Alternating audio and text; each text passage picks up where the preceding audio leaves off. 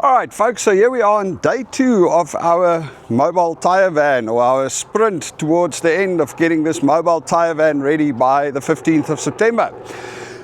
Today wasn't, I had to do a lot of other stuff too, but I did get a few things done. Number one, I decided I handed out the branding agreement or the contract I got a young lady called Irene in South Africa that is going to do the design, the look and feel of the business and the design of the van and the logo and stuff. How did I get to Irene? Through a friend of mine, Brad Anassis, that's very involved in the branding industry in South Africa, and he's also always been involved in racing. And Irene is his designer. She's done a lot of his websites and stuff. And, it's got a nice look and feel to it. So I decided to just outsource that because it's just too much work to try and figure it all out myself. And I've got to focus on getting the van built. So Irene is going to start next week, and she's going to work for us on the logo and the look and feel. So that's one good thing, or one big thing that got off my plate today. The second one is I went past and I went and picked a color. Now, Belinda wants me to go in a white van. I am actually particularly keen on a gray background because I feel like it's this dark charcoal gray. I feel like it's more luxurious and better. So I stopped at a sign shop today, and I looked at different vinyls, and this is the one that I like. So it's a metallic gray. So I'm thinking of going with that for the background color of our van, or one of the dominant colors of our brand in our van, which is really cool. So this is just a sample one that I stuck on here to see what it looks like. But that's the thing. Now that I will just do myself because, used to be in this business. So branding, sticking the vinyl on the van is not a big issue. I'm waiting for Irene's designs, but that should be it.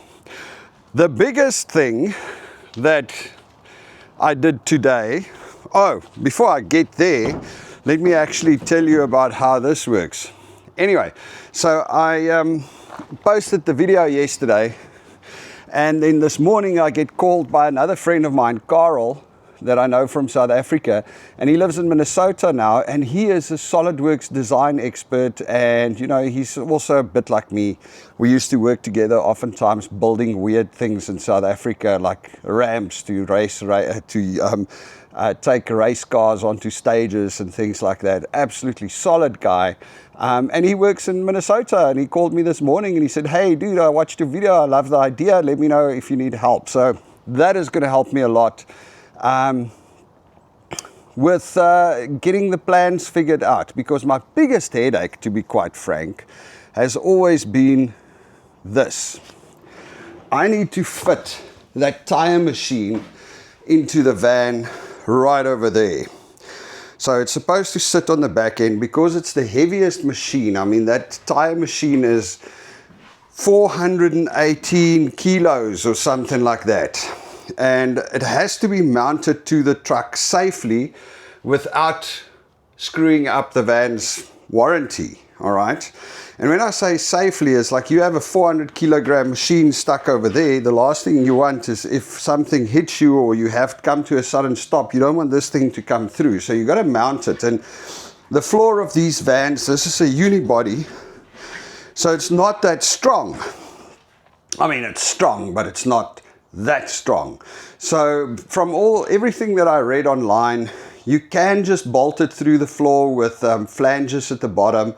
But ideally you want to connect it to the chassis, but you don't want to drill holes in the chassis. So it's a big dang issue. And that's been my biggest concern. And that's the one thing that made me think, maybe I need to take it to an official or a proper fabricator. But then again, I also know that fabricators are just people. Normal people, maybe a little bit more experienced. But I mean, if anybody else can do it, then I can do it too. So I've been figuring it out, done a bit of research, and I came up with an idea. Let me show you. Melinda's going to shout at me for making my clothes dirty lying on the floor. But this is the concept. So if you look at the underside of the van here, you've got these ribs running across. Now you can either bolt through there, through the floor, onto a base plate at the bottom, on top of the van, because that's one of the ways that they say you can do it.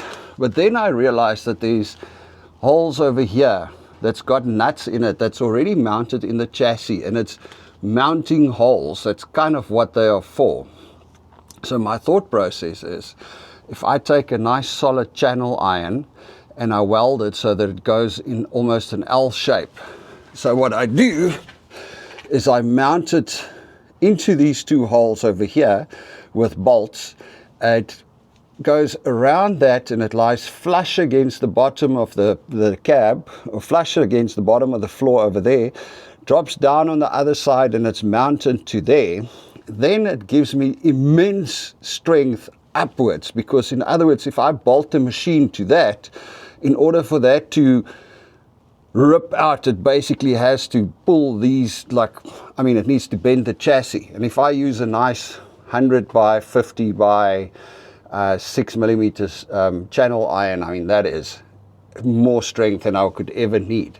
Now look, you don't want to squash the floor either, so what I would probably do is I would run the channel through here, and I would put a base plate on top to spread the load. So you don't just bolt the machine to the channel, you put a nice big 6 millimeter base plate on top that the machine sits on the inside. You bolt the machine to that, through that base plate. So the base plate basically, the floor is basically sandwiched between the channel iron and the base plate. I hope that makes sense. But anyway, so that's the idea, and I'm sure that is going to be more than strong enough, and that should pass any certifications. And it's also, it's also got to be safe. So I'm pretty sure that'll be safe enough. There's a couple of rules and regulations, so whatever I make and whatever I put down here, I need to make sure that it's properly, waterproofed, because you can't have it rusting. And I'm going to need to make sure that I put something in here into the channel so that I don't actually squish these ribs in the floor. So, there's a couple of things that we need to take care of, but I think that's a super, super solid, safe way of doing it. Because then basically that machine can't go anywhere if I use the right bolts and everything. So that's kind of the idea. Now that's obviously, like I said last time, was one of the biggest things that I needed to deal with. This is the machine. Let me bring it up on the screen. This is the machine that I'm going to mount in there. So, it's the heaviest piece of equipment. Everything else we can just bolt through the floor with normal flanges at the bottom. That's more than safe enough, more than strong enough, because they're all lightweight. I'm talking about the charger, the battery system, the the wheel balancer and things like that, and the compressor. None of those are big issues. The big thing is the tire machine, and it has to kind of sit over at the back here because you need to spread the weight, and it needs to kind of sit in the middle. So yeah, that's where we're at. Really, really simple. I've ordered the tire machine and the balancer from China.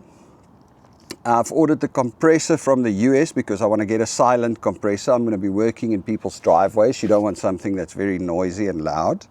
And then the other thing is I've kind of decided on the battery system that I need to use. I'm going to go with a local system. Oh, man, I spent literally 3 days speaking to companies on Alibaba trying to find batteries, and there are some awesome battery packs and battery systems, and things like a 20 kilowatt hour battery system that can probably run this whole van for a week on one charge.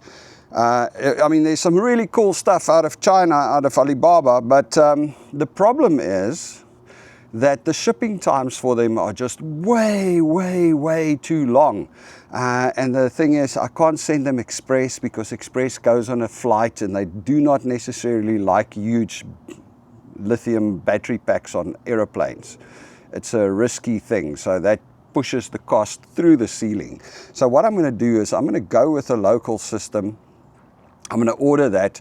I actually want to order that, but I can't right now because in order to finance this, I have cashed in our last little gold coins and I got a check for that, and I deposited the check in my bank, and now for some reason this time around our beautiful RBC decided that they're going to put a hold on the check for a week, so I need to wait for the money to become available so that I can actually go and buy the battery pack. I mean, we're talking about four or 5 grand for the battery system, the battery pack, and the inverter system to run the van. So I'm going to go for that. I do think, however, because it would be really, really nice if we get the it would be really nice if we get the bigger battery packs and stuff like that. So if the whole thing works and everything works out, I might still just order those battery packs from China and get those shipped. So maybe after the season, for next season, I'll get them fitted into the van. So yeah, that's where we are today. Some big moves. We've handed over the branding side. We've got the plan for the base. I think I made a decision on the color. So now next steps, Carl is probably gonna he's just gonna check in on this thing for me and decide and help me make sure that my plan will work, and then get the drawings so that I can order the steel and get it made. Well, not get it made, make it myself. I also ordered myself a welder and a cut-off machine so that I can do it at home. I mean, this is things that I used to do in South Africa all the time. Made signage and frames and all kinds of stuff, really. It's one thing about the South Africans, you know, we're not scared of making stuff. We're not scared of doing stuff. So, yeah, that's it. Update for the day. Hope you find it interesting. Cheerio.